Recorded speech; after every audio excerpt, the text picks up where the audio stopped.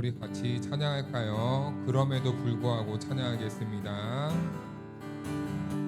마음속에 어려움이 있을 때, 마음속에 어려움이 있을 때, 마음속에 어려움이 있을 때, 마음속에 어려움이 있을 때 주님 내게 먼저 오사 내 마음을 만지고 주님 앞에 나올 수 없을 때 주님 앞에 나올 수 없을 때 주님 앞에 나올 수 없을 때 주님 날 먼저 안으시네. 그럼에도 불구하고 날 사랑하시는 내 하나님의 사랑은 나의 모든 걸 덮고 그럼에도 불구하고 날 안아주시는 내 하나님을 부를 때 아버지라 부르죠. 그럼에도 불구하고 날 사랑하시는 내 하나님의 사랑은 나의 모든 걸 덮고 그럼에도 불구하고 날 안아주시는 내 하나님을 부를 때 아버지라 마음속에 어려움이 있을 때 마음속에 어려움이 있을 때 마음속에 어려움이 있을 때 마음속에 어려움이 있을 때 주님 내게 먼저 오사 내 마음을 만지고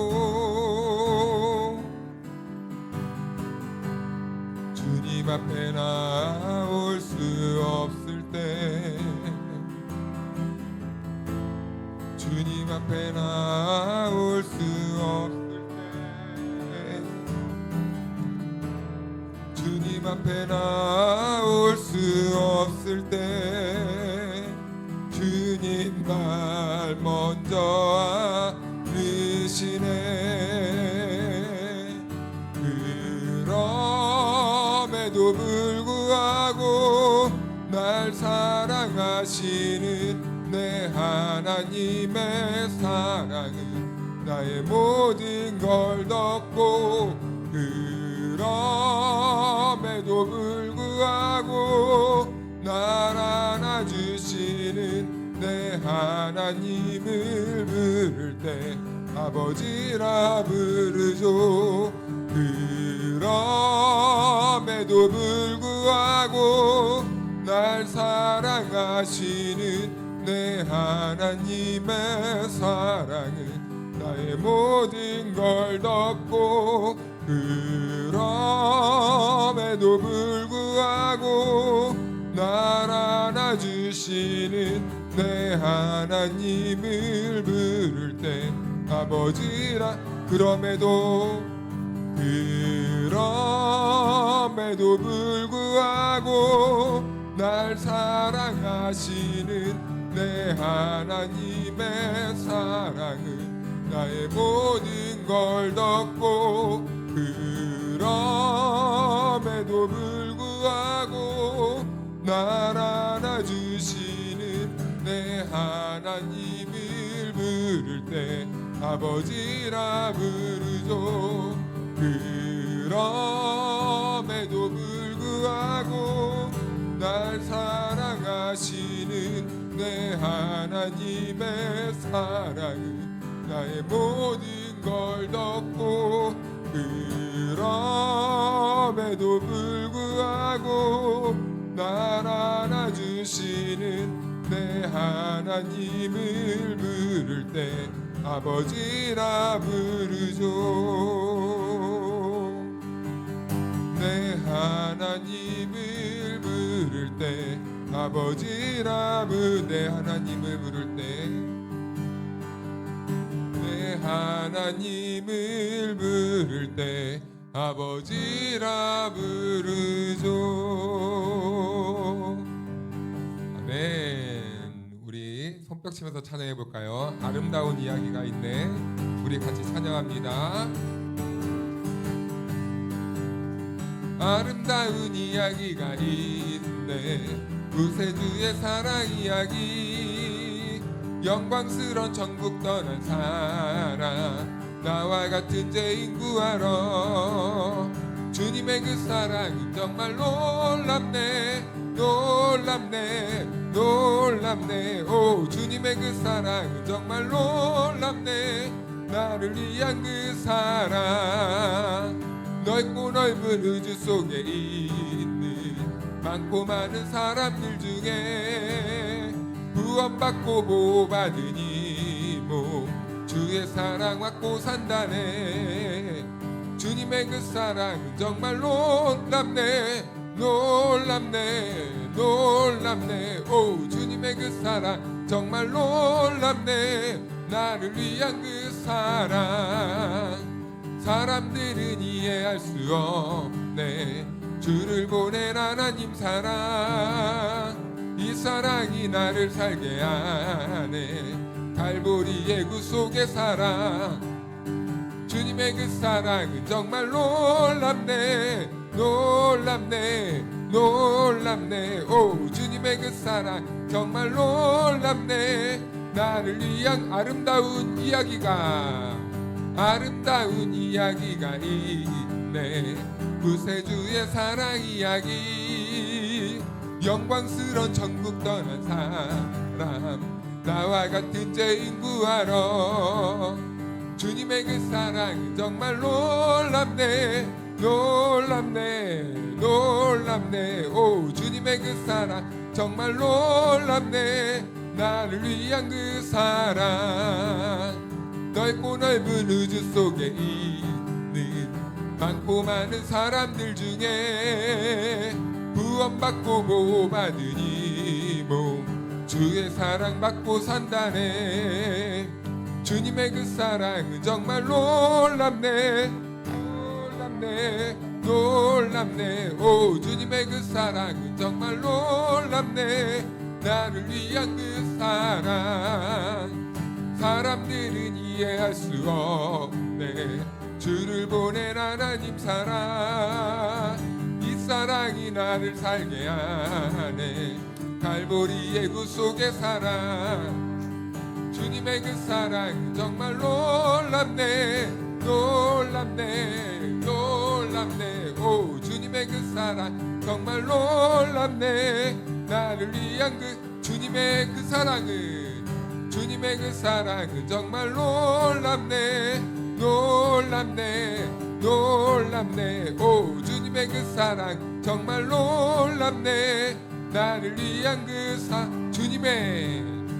주님의 그 사랑은 정말 놀랍네. 놀랍네. 놀랍네. 오, 주님의 그 사랑 정말 놀랍네. 나를 위한 그 사랑, 그리 아니하실지라도 감사해요. 주님 뜻을 믿기 때문이죠. 그리 아니하실지라도 사랑해요. 합력해서 선을 이루어요. 언제나 나를 향한 진실한 사랑, 우리를 향한 그 크신 사랑, 우리가 함께 높이며 주를 찬양해. 할렐루야 하나님께 영광. 그리 아니하실지라도 그리 아니하실지라도 감사해요. 감사해요.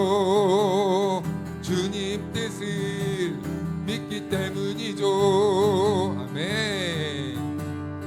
그리 아니하실지라도 사랑해요.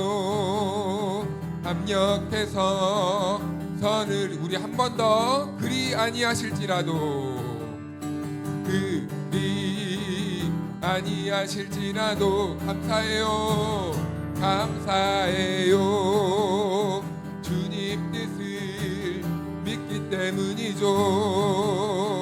그리 아니하실지라도 사랑해요. 합력해서 선을 이루어요. 언제나 나를 향한 그 크신 사랑, 우리를 향한 그 크신 사랑, 우리가 함께 높이며 주를 찬양해. 할렐루야 하나님께 영광. 언제나 나를 향한 진실한 사랑, 우리를 향한 그 크신 사랑, 우리가 함께 높이며 주를 찬양해. 할렐루야 하나님께 영광. 한 번 더. 언제나 나를 향한 신실한 사랑, 우리를 향한 그 크신 사랑, 우리가 함께 높이며 주를 찬양해. 할렐루야 하나님께 영광. 할렐루야 할렐루야 하나님께 영광. 할렐루야 할렐루야 하나님께 영광. 우리 하나님께 영광의 박수 올려드립니다.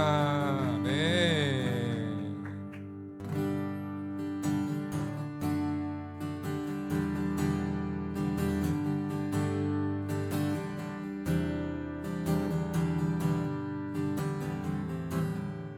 모든 상황 속에서 찬양하겠습니다. 모든 상황 속에서 주를 찬양할지라.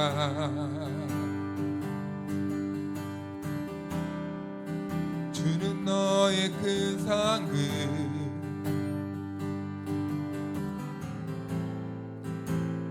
도움이시라. 주의 얼굴 구할 때 주의 영을 부사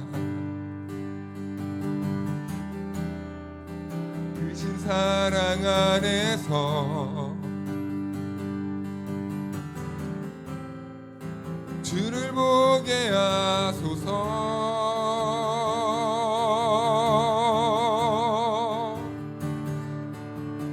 내 영혼이 확정되어 싸우니 믿음의 눈 들어 주를 바라봅니다.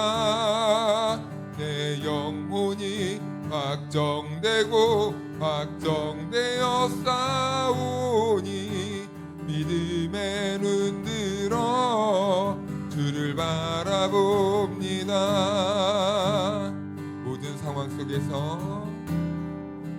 모든 상황 속에서 주를 찬양할지라. 주를 찬양할지라.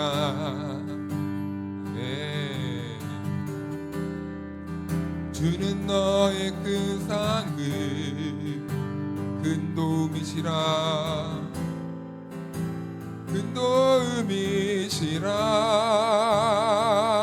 도움이시라 주의 얼굴 구할 때 주의 영을 부사 주의 영을 부사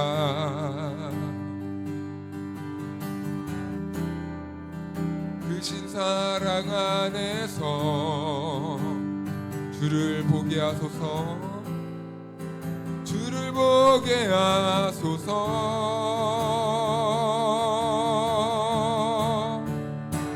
내 영혼이 확정되고 확정되어 싸우니 믿음의 눈 들어 주를 바라봅니다 내 영혼이 확정되고 확정되어 싸우니 믿음의 눈 들어 주를 바라봅니다 내 영혼이 확정되고 내 영혼이 확정되고 확정되어 싸우니 믿음의 눈 들어 주를 바라봅니다 내 영혼이 확정되고 확정되어 싸우니 믿음의 눈 들어 주를 바라 한 번 더 내 영혼이 확정되고 내 영혼이 확정되고 확정되어 싸우니 믿음의 눈 들어 주를 바라봅니다 내 영혼이 확정되고 확정되어 싸우니 믿음의 눈 들어 주를 바라봅니다. 우리 잠깐 기도하실까요? 오늘 우리들에게 주신 말씀은 디모데후서 3장 15절에서 16절 말씀입니다. 또 어려서부터 성경을 알았나니 성경은 능히 너로 하여금 그리스도 예수 안에 있는 믿음으로 말미암아 구원에 이르는 지혜가 있게 하느니라. 모든 성경은 하나님의 감동으로 된 것으로 교훈과 책망과 바르게 함과 의로 교육하기에 유익하니. 아멘. 할렐루야. 하나님의 은혜와 평강이 우리 모두에게 함께하기를 축복합니다. 네, 오늘은 수요 성경 공부 8번째 과인데 바로 이 하나님의 말씀 성경에 대해서 우리가 배우고자 합니다. 성경은 간략하게 어떤 책인지 먼저 이렇게 살펴보고 우리가 그 성경을 어떻게 대해야 되는지 우리가 거기에 대해서 조금씩 나누어 보고자 합니다. 먼저 이 성경은 몇 권의 책으로 되어 있을까요? 네, 66권인데 우리가 보는 거는 한 권이죠. 그런데 한 권인데 이것은 묶음입니다. 묶음. 원래는 66권의 책인데요. 66권의 책을 한 권으로 통으로 이렇게 묶어 놓은 책이에요. 그래서 이것을 통틀어서 우리는 하나님의 말씀인 성경이라고 말을 하는데요. 그래서 이 66권의 책이 총 몇 년 동안 이렇게 기록되고 모아졌는가 보니까 약 한 1500년 정도의 기간이 있었다고 합니다. 1500년도의 그 기간 안에 총 몇 명의 저자가 이 성경책을 기록을 했냐면 총 40명의 하나님을 믿는 신앙인이 기록을 했다라고 하는 거예요. 그래서 40명 정도의 이 저자가 이 성경을 썼고 하나님의 영감을 받아 하나님의 글인 성경을 썼고 그 책을 이렇게 묶어서 한 권의 책으로 만든 것이 바로 우리가 보는 책이다라는 거예요. 몇 년 동안 기록됐다고요? 1500년. 몇 명이요? 40명이 기록을 했다라는 거예요. 보통 일반 책은 한 명의 저자가 기록을 하잖아요. 뭐 가끔 몇 명이서 공동 저자로 책을 쓰는 경우가 있는데 이 책은 참 독특하게도 40명이라는 사람이 글을 썼어요. 그런데 글을 썼는데 그 일맥상통한 점이 있다는 거예요. 그것은 무엇이냐면 40명의 사람들이 다 누구를 증거하고 있는 거예요? 하나님을 기록하고 있고 하나님에 대해서 보여주고 있고 하나님을 증거한 책이다라는 겁니다. 자, 어떻게 이럴 수가 있을까요? 1500년이라는 시간 동안 40명의 사람이 똑같이 하나님에 대해서 기록을 하고 증거할 수 있었다는 것은 이것이야말로 성경책은 하나님의 성령의 영감으로 기록되었기 때문에 하나님의 영을 받은 사람들이 하나님을 증거할 수밖에 없도록 하나님이 그렇게 쓰도록 했다. 그래서 이 성경의 저자는 다윗입니까? 모세입니까? 사도 바울입니까? 하나님이라고 하는 거예요. 성경은 우리가 알기 쉽게 몇 년도에 누가 썼고 이런 말을 하지만 결국에는 원저자는 하나님 한 분이라는 겁니다. 그래서 성경은 누가 썼어요? 라고 물어보면은 우리는 사람 이름도 알아야 되겠지만 가장 먼저 떠올려야 될 한 분이 누구입니까?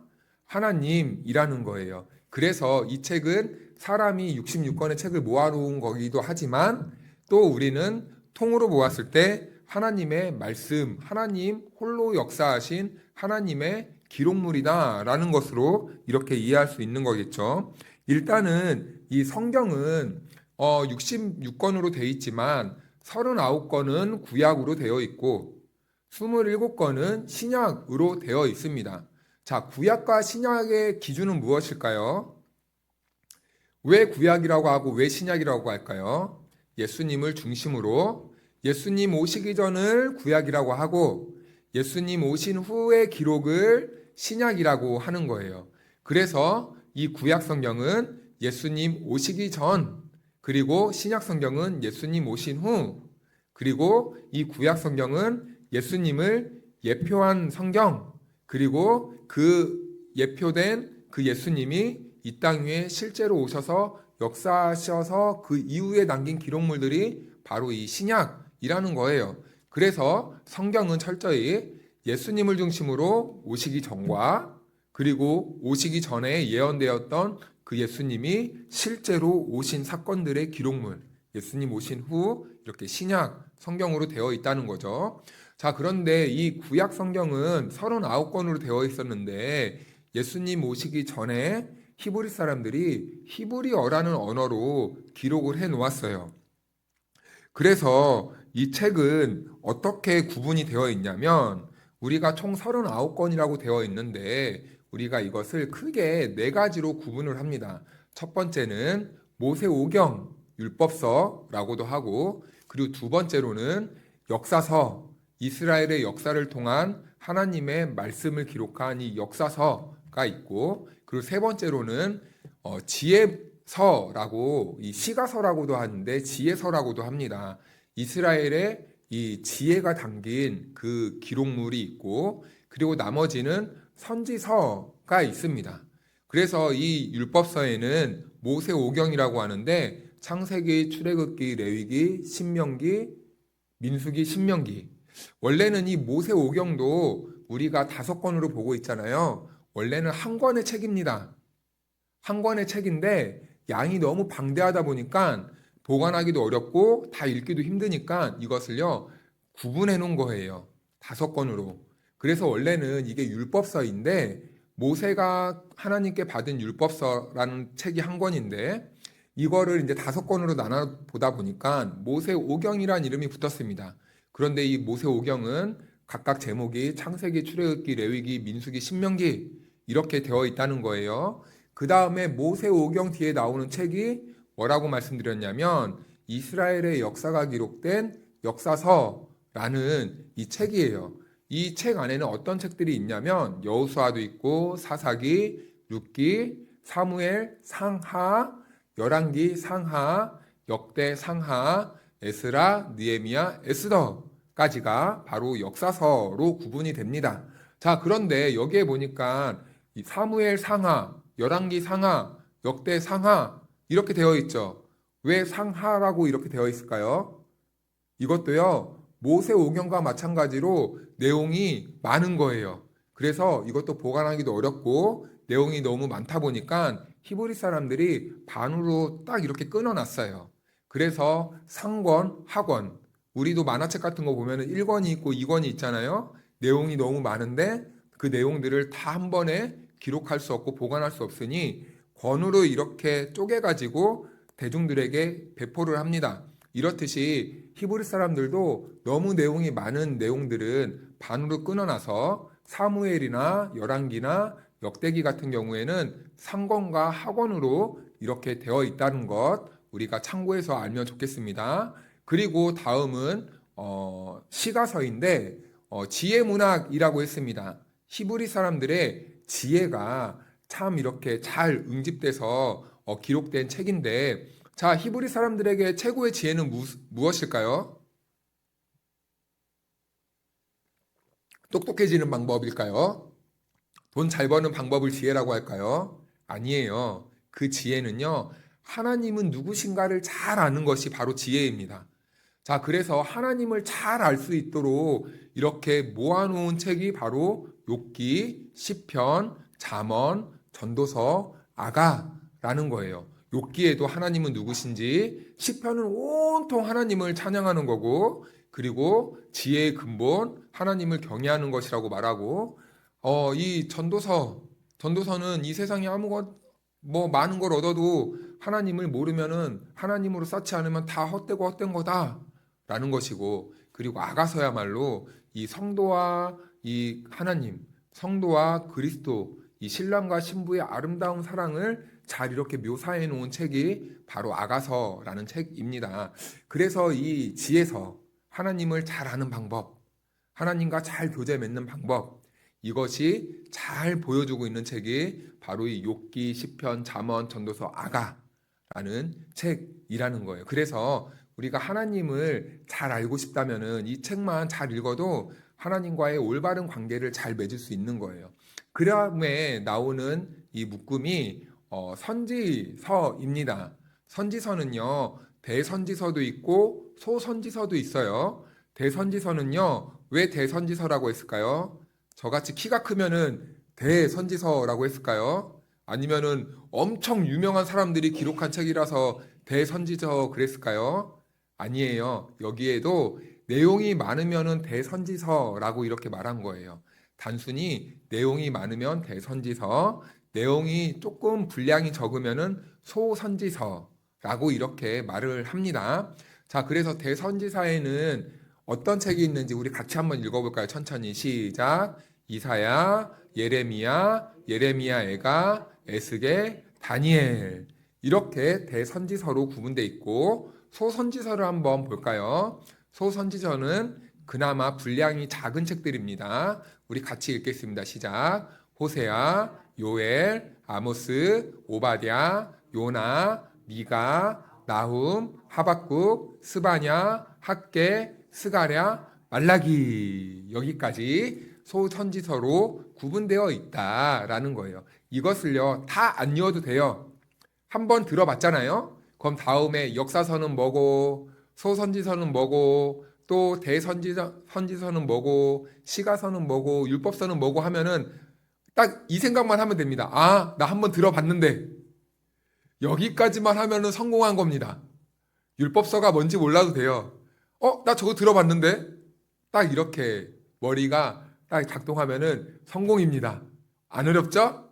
네. 그 다음에 우리가 볼 것은요, 이제 신약이에요.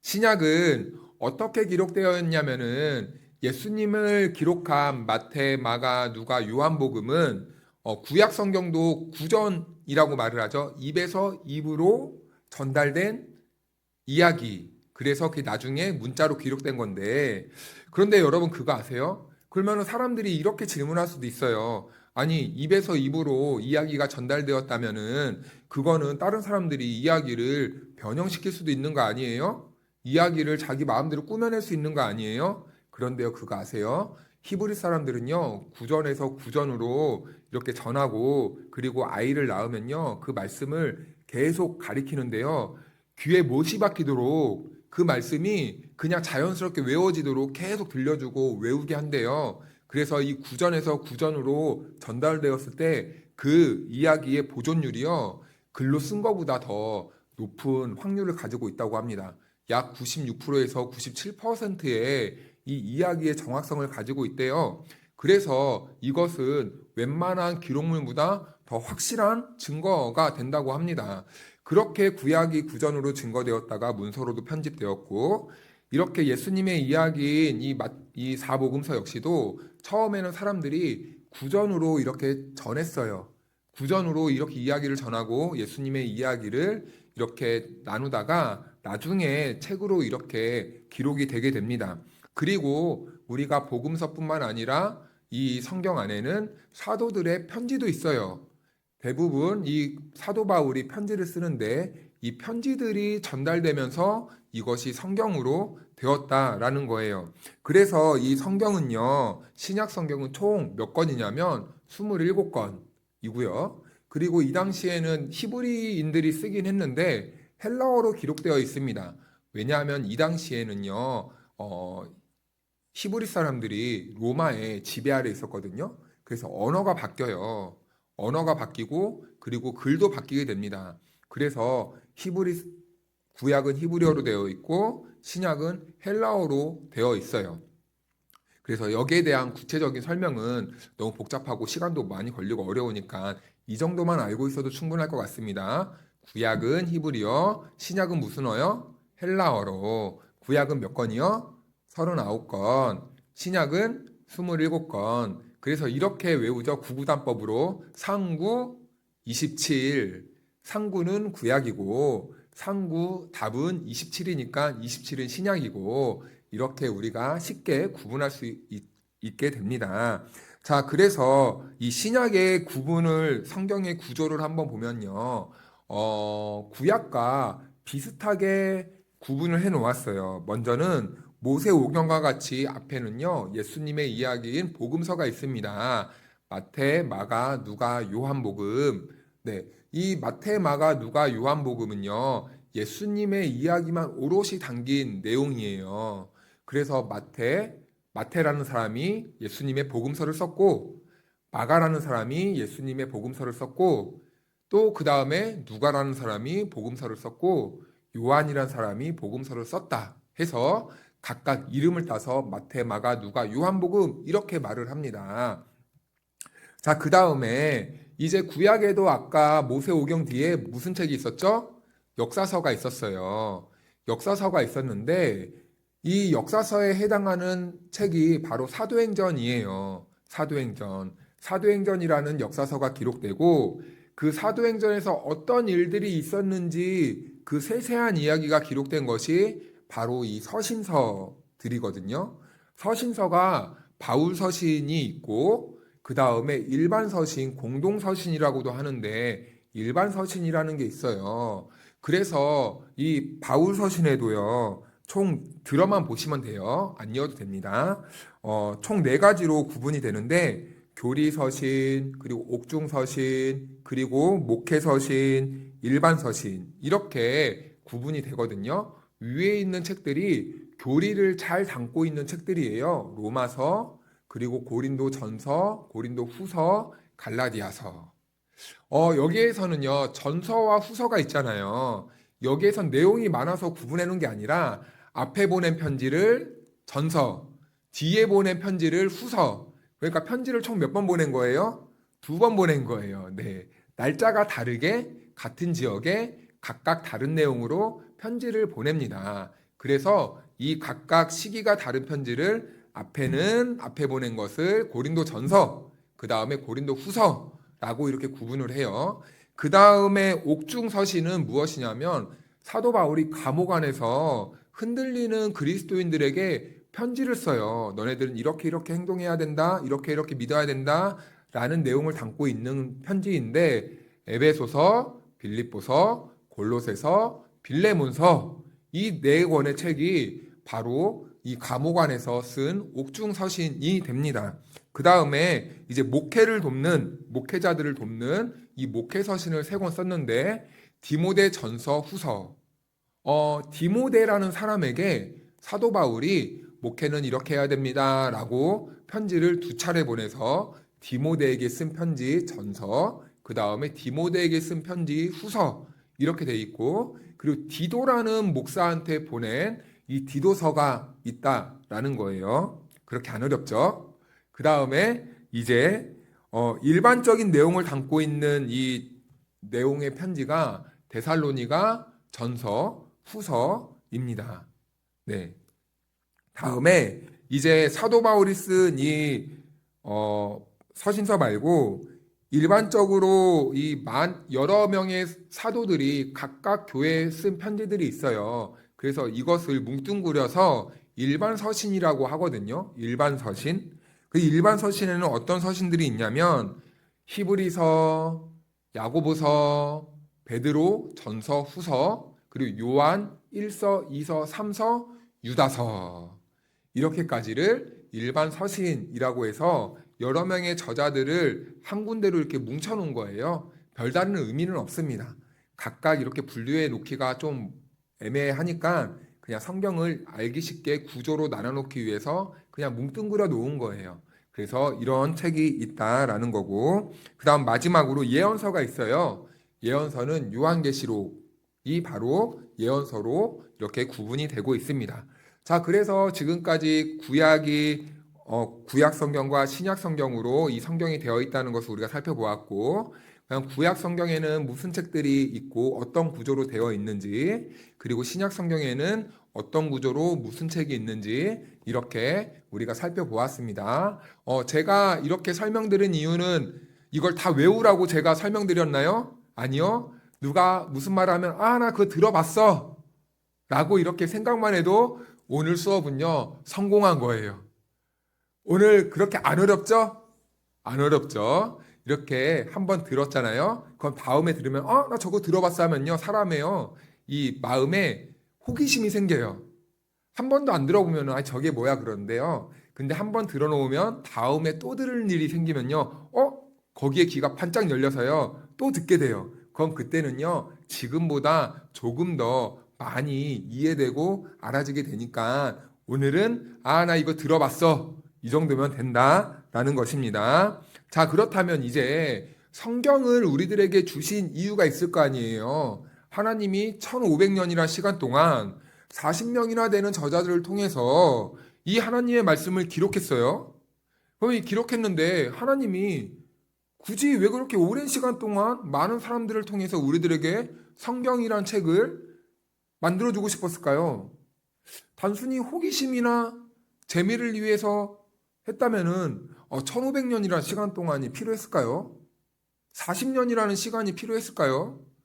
소설책 한 권 쓰는데 어떤 사람이 대대손손 1000년이 넘는 시간 동안에 그것도 저자가 한두 명도 아니고 40명이나 되는 저자들을 끌어다가 쓰는 이런 비합리적이고 비효율적인 글쓰기 방법이 어디 있겠어요? 그런데 하나님께서는 그렇게 비상식적이고 비효율적인 방법을 사용하셨다라는 거예요. 왜냐하면 이 책은요, 우리들에게요, 하나님을 향한 그 하나님의 구원에 관한 지식과 그리고 하나님과 어떻게 동행하는 것이 성도로서 올바른 모습인가를요, 보여주기 위해서예요. 그래서 하나님은요, 많은 시간들을 통해서 하나님이 사람들을 어떻게 구원해냈는지, 그리고 많은 신앙의 모델들을 통해서 하나님이 연약하고 죄 많은 그 사람들을 어떻게 인도해 내셨는지를 각각 시대별로 샘플들을 계속 이렇게 모아놓으셔서 오늘을 살아가는 우리들에게 보여주신 거예요. 왜 보여주셨을까요? 구약시대 사람들이나 너희나 똑같아. 그런데 그 구약시대 사람들을 내가 구원해냈어. 그러니까 너네들도 나만 바라봐야 돼. 그 사람들을 구원했듯이 누구를 구원하시는 겁니까? 나를 구원하시는 거예요.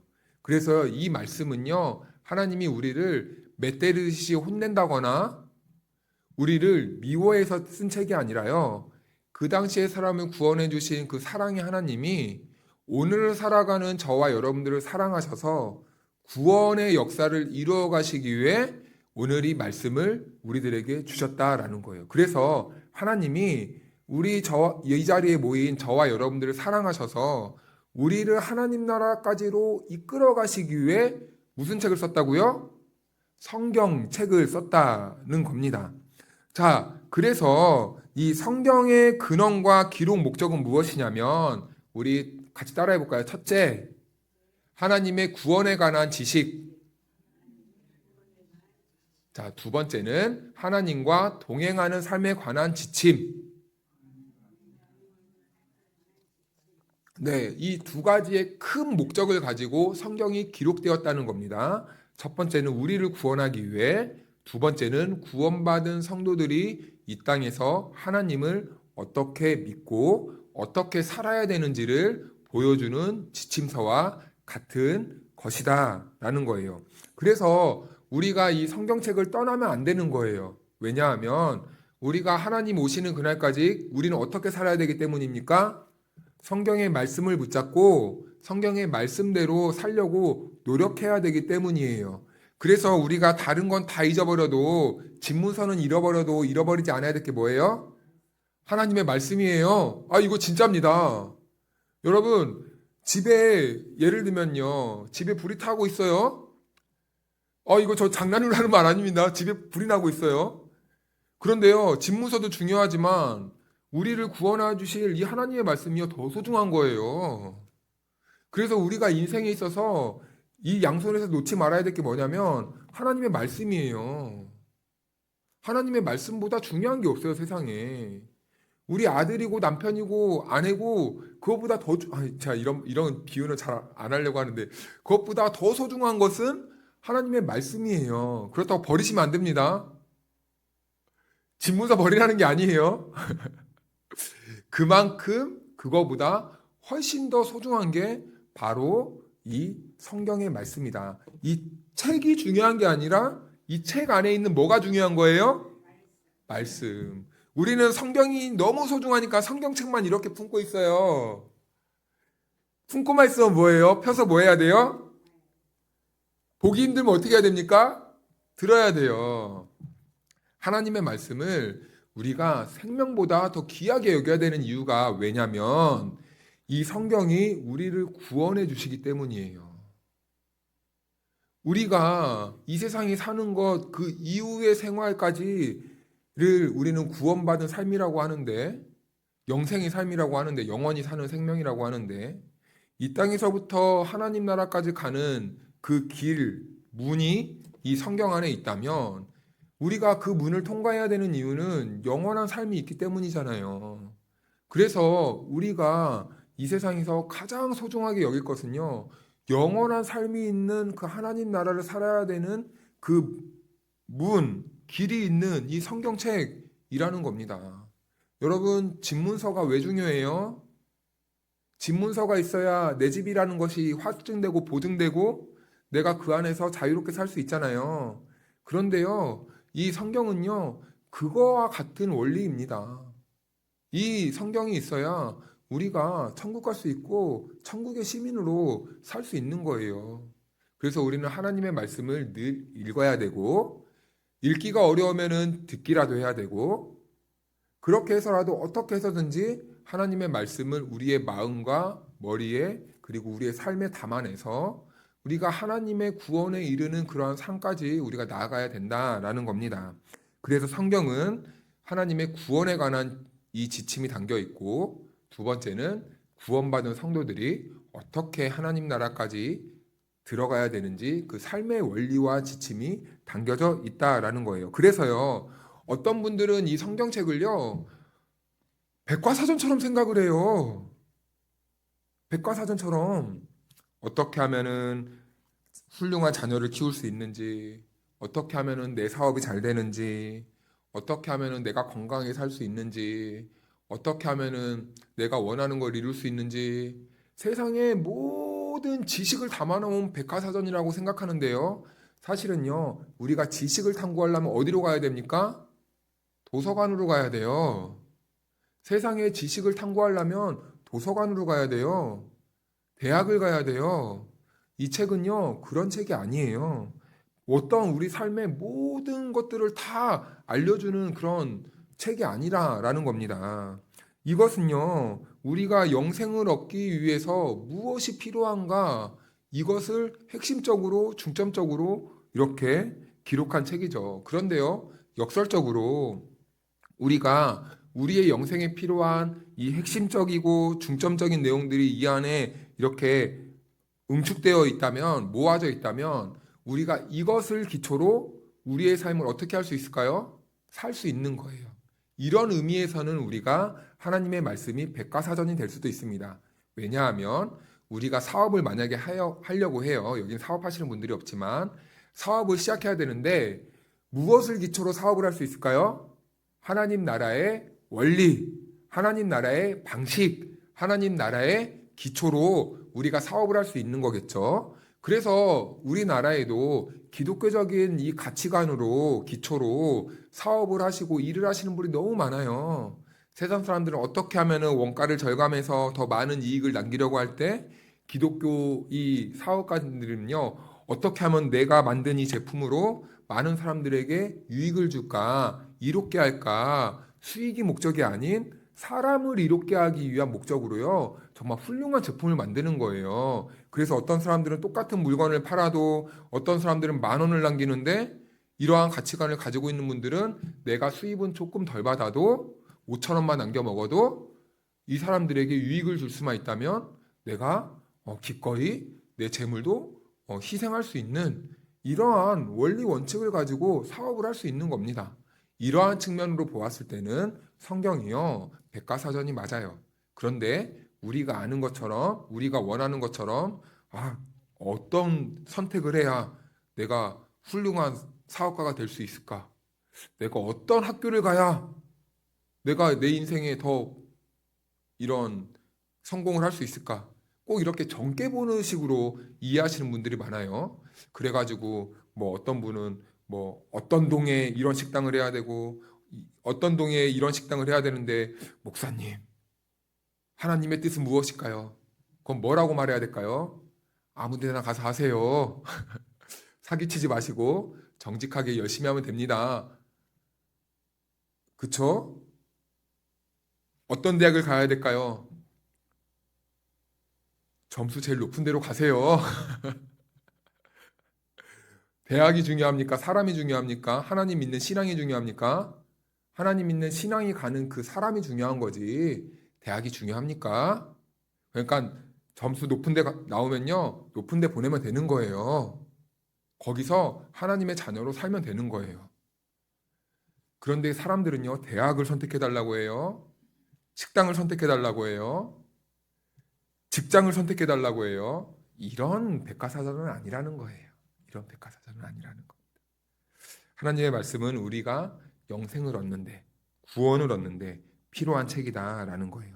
그래서 오늘 본문 말씀을 우리 같이 한번 다시 읽어볼까요? 디모데후서 3장 15절 16절. 우리 다 같이 합독합니다. 시작. 또 어려서부터 성경을 알았나니 성경은 능히 너로 하여금 그리스도 예수 안에 있는 믿음으로 말미암아 구원에 이르는 지혜가 있게 하느니라. 모든 성경은 하나님의 감동으로 된 것으로 교훈과 책망과 바르게 함과 의로 교육하기에 유익하니. 아멘. 이 말씀을 보니까 성경을 기록한 목적이 첫 번째로 나와 있는데 15절 말씀을 보니까 이 성경은 능히 너로 하여금 그리스도 예수 안에 있는 믿음으로 말미암아 무엇에 이르게 한다고요? 구원에 이르게 하는 지혜가 있는 책이다라고 이렇게 사도 바울이 디모데에게 알려준 거예요. 알려준 거예요. 그러니까 이 말을 들으면요, 목회자 입장에서는 그래, 내가 이 예수 그리스도 안에서 구원에 이르는 지혜를 전해야 되겠구나. 강단에서 쓸데없는 말을 하면 안 되겠구나. 세상적인 말 하면 안 되겠구나라는 것을 배우겠죠. 자, 그렇듯이 성경은 구원에 이르는 지혜가 담긴 하나님의 말씀이다라는 거예요. 그리고 또 우리가 요한복음 20장 30절 31절 말씀을 한 절씩 교독해 읽을게요. 제가 먼저 읽겠습니다. 예수께서 제자들 앞에서 이 책에 기록되지 아니한 다른 표적도 많이 행하셨으나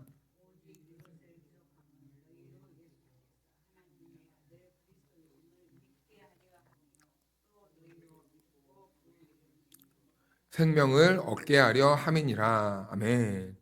이 구절은 사도 요한이 쓴 거예요. 사도 요한이 자기들의 제자들에게 그리고 교회 공동체에게 알려준 건데 오직 이것을 기록함은 내가 이 말씀을 쓴 이유는 이거예요.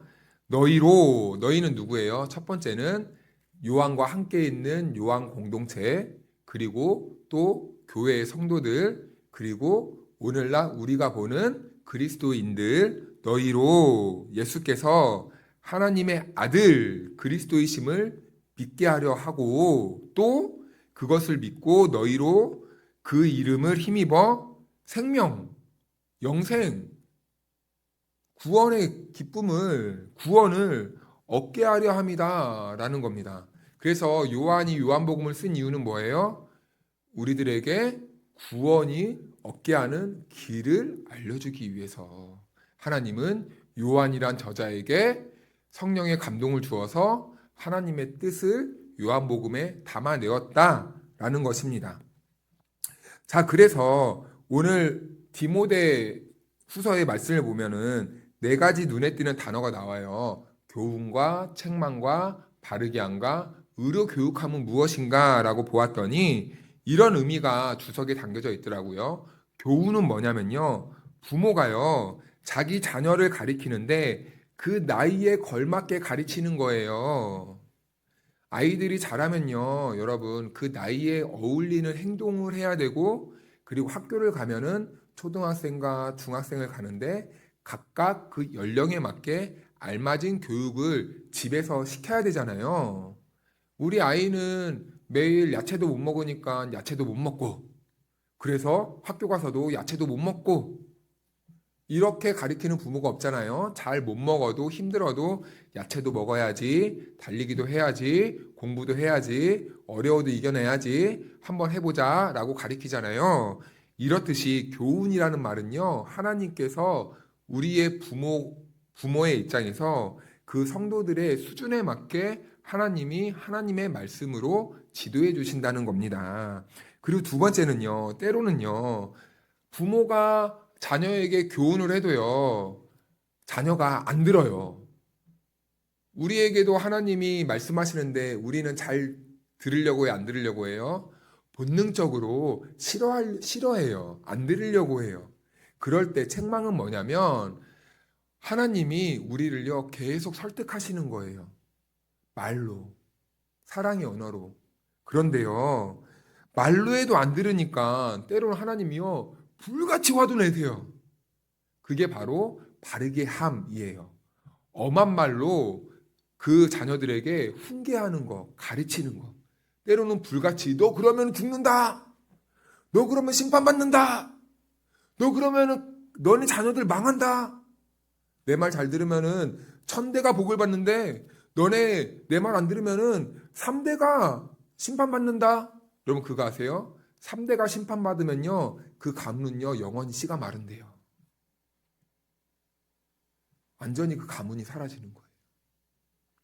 하나님이 그렇게 때로는 엄한 말로도 하시는 거. 그리고 의로 교육은요 나이에 걸맞은 내용.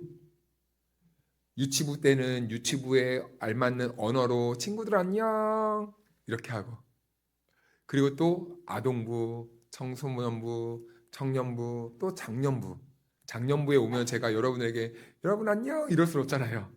장년부는 또 장년부에 맞는 이런 언어와 이런 또 말과 이런 행동으로 여러분들 앞에 서는 것처럼 하나님께서 의로 교육한다는 것은 그 나이에 걸맞는 내용.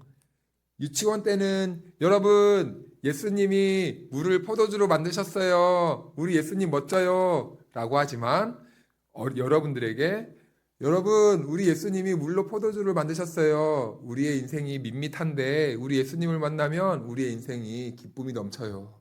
조금 더 의미를 담아서 내용이 풍성하게 여러분들에게 이렇게 전달해야 되는 거잖아요. 그런데 우리는요 늘 어려운 거 별로 안 듣고 싶어 해요. 쉬운 것만 듣고 싶어 해요. 그래서 하나님의 뜻이 무엇인지 이렇게 하나님이 말씀해 주셔도 잘 안 듣고 싶어 해요. 왜냐하면 너무 어렵거든요. 왜 이렇게 시키는 게 많고, 왜 이렇게 해야 되는 게 많고, 왜 이렇게 알아야 되는 것도 많고, 깨달아야 되는 것도 많고, 이해해야 되는 것도 많은 거야. 그냥 예수님이 나를 구원해 주시면 됐잖아. 이렇게만 생각할 때가 있다는 건데 하나님은요, 그게 아니라 그래, 예수님을 믿고 구원받는 것도 중요한데 너네들이 그 구원받는 백성으로서 이제는 이렇게 살았으면 좋겠다라는 그 기대를 가지고 하나님께서 하나님의 말씀으로 우리들을 지도하신다라는 겁니다. 사랑하는 여러분, 하나님께서는요, 하나님의 말씀으로 구원받은 저와 여러분들에게 무엇을 기대하고 계세요? 잘하기를 기대하고 계세요. 하나님은요, 말씀으로 그래서 우리를 날마다 양육해 주시는 거예요. 양육은요, 어린아이, 부모가 어린아이들을 품고 먹이고 자라게 하면서 이렇게 부모 곁을 떠날 수 있도록 이렇게 어른까지 만들어 가잖아요. 우리 하나님은요, 이 말씀으로 어린 우리들을요, 누구까지 닮아가길 원하실까요? 예수님까지. 예수님의 모습까지 저와 여러분들이 닮아가길 원하시는 거예요. 그래서 우리들에게 주신 게 뭐라고요? 이 하나님의 말씀이다라는 겁니다. 사랑하는 여러분, 오늘부터 다시 말씀을 붙잡으시기를 축복합니다. 말씀에서 하나님의 뜻을 깨닫고 어제보다 더 나은 오늘, 오늘보다 더 나은 내일을 살아가는 저와 여러분들의 성도의 삶이 되시기를 축복합니다. 우리 같이 이 시간 기도할까요? 잠깐 기도할 때 우리가 다시 우리 안에서 무뎌진 우리의 마음을 돌아보면서 하나님의 말씀을 우리가 날마다 붙잡고 하나님의 말씀을 듣고 읽고 그리고 묵상하고 그리고 그것을 우리의 마음에 계속 새기고 그리고 우리가 또 그 말씀을 실천하고 살아내야 되는데 우리는 하나님의 말씀이 어렵고 귀찮고 하기 싫은 말씀이 되어서 어느 순간에 하나님의 말씀을 듣기 싫어해요. 듣기 싫어하니까 믿음이 안 자라죠. 읽기 싫어해요.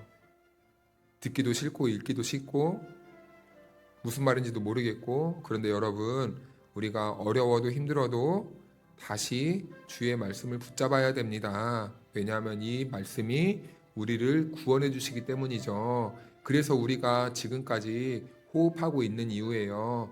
우리가 호흡하고 있는 이유는 하나님께서 우리들에게 계속해서 기회를 주시는 것과 마찬가지입니다. 하나님의 말씀을 듣고 하나님의 뜻대로 행하고 하나님께서 우리들에게 원하시는 그 삶의 모습이 있기 때문에 아직까지 하나님께서 우리들에게 생명을 허락해 주신 거예요. 그래서요, 우리는요, 도전해야 되겠어요. 하나님의 말씀을 읽고 하나님의 말씀을 이해하고 하나님의 말씀을 우리가 행동할 수 있도록 우리 같이 기도하겠습니다. 지금은 우리 구주 예수 그리스도의 크신 은혜와 우리 하나님 아버지의 측량할 수 없는 사랑하심과 보혜사 성령님의 교통하심과 충만하심이 다시 하나님의 말씀에 시선을 두고 하나님의 말씀에 돌아가 하나님의 말씀을 열고 하나님의 말씀을 읽음으로 하나님의 음성을 듣고 하나님의 음성에 순종함으로 우리의 삶이 하나님의 뜻대로 변화되어져 가기를 소망하고 결단한 성도 한 사람 한 사람 위에 영원토록 함께해 주시기를 간절히 축원하옵나이다. 아멘.